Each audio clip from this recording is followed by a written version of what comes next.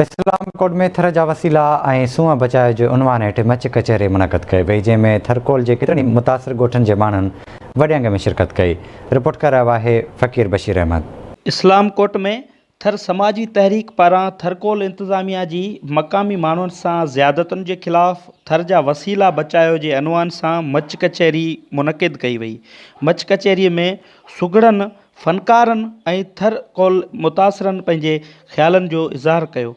उन मौक़े ते फिशर फोक फोरम जी senior vice chairman Yasmeen Shah, Aslam Mallah ऐं थर समाजी तहरीक जे अॻवाननि आवाज़ टीवी सां ॻाल्हाईंदे चयो त थर जे तक़रीबन हर उहो मुतासिर ॻोठ मौजूदु आहे जिन सां उहे कंपनियुनि जेको ज़ुल्म कया आहिनि, ज़्यादतियूं कयूं आहिनि, उन्हनि जा घर खसिया आहिनि, उन्हनि जूं बनियूं, उन्हनि जा गोचर, उन्हनि जा माल मवेशी, उन्हनि जा घर तबाह थी विया आहिनि ऐं उहे मतिलबु लॾ पलाइण ते मजबूर थी विया आहिनि ऐं इहा असां सां वॾो ज़ुल्म आहे ऐं उन जी मज़म्मत जे लाइ हिते सभु गॾु थी आहिनि ऐं इंशा अल्लाह ताला इहे तेसि ताईं बीठा हूंदा जेसि ताईं इहे पंहिंजा हक़ जेका आहिनि उहे इन्हनि कंपनियुनि खां वापसि नथा वठी लाहिनि। ये जेकी मच कचहरी थर जी फितरती सूंहं खे बचाइण लाइ रखी वई आहे। हे असांजो मुख़्तलिफ़ जेके आहिनि उहे राजोणी कठ रखिया विया आहिनि, मुख़्तलिफ़ क़िस्मनि जो असां रैलियूं कढियूं आहिनि। पहिरीं ईअं हूंदो हो त थर जे माण्हुनि सां ज़्यादतियूं कयूं वेंदियूं, थर जे माण्हुनि सां वेसागातियूं कयूं वेंदियूं।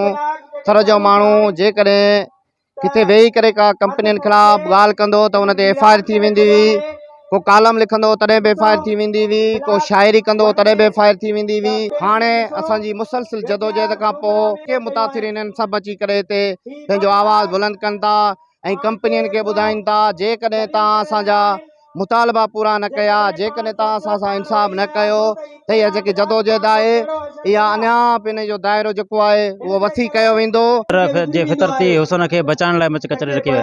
इन थर जे फितरती हुसन खे बचाइण में ईअं त थर में जेके बि वेझियार डैम खां वठी ब्लॉक 1 हुजे 2 हुजे दुकड़ छो ताईं जेके बि माण्हू मुतासिर थिया उन मुतासिर माण्हुनि जी कंपनी अञा ते अॼु ॾींहं ताईं का बि ॻाल्हि ॿुधण लाइ तयारु न आहिनि ऐं माण्हू गोड़ा कनि पिया, मज़दूर पंहिंजी जॻह ते कनि था, रीसेटलमेंट वारा पंहिंजी जॻह ते कनि पिया, पर कंपनी उन्हनि जो को बि ॿुधण लाइ न तयारु न आहे। असांजो मक़सदु इहो आहे त जेके थर जा मुतासिर माण्हू आहिनि उन्हनि खे हक़ मिलनि ऐं जेसि ताईं इन्हनि खे पंहिंजा हक़ न मिलिया तेसि ताईं असांजी जदोजहद जेका आहे हाणे इंशाअल्लाह तेज़ी सां जारी रहंदी। गोड़ान डैम जो कि ज़मीन आहे काटण जी 90 सैकड़ो नुक़सान थी आहे। 90 सैकड़े में 7 ज़ाति आहिनि, 500 घर आहिनि काटण जा, 500 घर आहिनि जंहिंमें असांजे मेहरान पोट आहिनि, शीदी आहिनि, ख़ासि कयली आहिनि, शाह आहिनि, मेघवाड़ आहिनि, कोली आहिनि, ऊनड़ आहिनि, उहे सभु वेचारा बेघर आहिनि, बेरोज़गार आहिनि। उन्हनि जूं बनियूं जेके आहिनि से ख़तमु थी वियूं हलियूं, उन्हनि जो को बि मुआवज़ो कोन मिलियो आहे। असां जेके असांजो रड़ियूं पिया करियूं त असांखे जेको गोड़ाने खे रॉयल्टी मिलंदी आहे त काटण खे बि मिले, काटण जो हक़ आहे जंहिंजो 90 सैकड़ो नुक़सान थियो आहे। पाणी असांजी वॾी तकलीफ़, असां जामन समय खां पाणी भरंदा आहियूं ऐं उन खां अलावा असांजा मज़दूर जेके बेरोज़गार वेठा आहिनि, असां अनेक एप्लीकेशन ॾिनियूं, दरख़्वास्त ॾिनियूं, अॼु तक असांजी कंहिं कोन ॿुधी आहे। थरकोल में मक़ामी माण्हुनि खे नौकरियूं न ॾियणु, थरकोल ब्लॉक 2 जे खारे पाणीअ जे छोड़ लाइ ठहियल दुकड़छो ऐं गोड़ानो डैम जे मुतासिरनि खे मुआवज़ो न ॾियण समेत थर जी फितरती सूंहं खे उजाड़ण ख़िलाफ़ धरती धरणी सरापा एहतजाज बणियल आहिनि। सिंध सरकार चूंडियल नुमाइंदनि खां मुतालबो कनि था त नोटिस वठी थरकोल मुतासिर ॻोठाणनि खां इंसाफ़ कयो वञे, ॿी सूरत में एहतजाजी रैलियूं वज़ीर आला हाउस ॾांहुं रुख़ कंदियूं। कैमरा टीम सां गॾु फ़क़ीर बशीर, आवाज़ टीवी न्यूज़, इस्लाम कोट।